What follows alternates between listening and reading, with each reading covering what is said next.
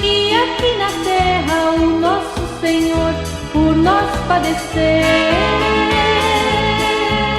sofreu até a morte na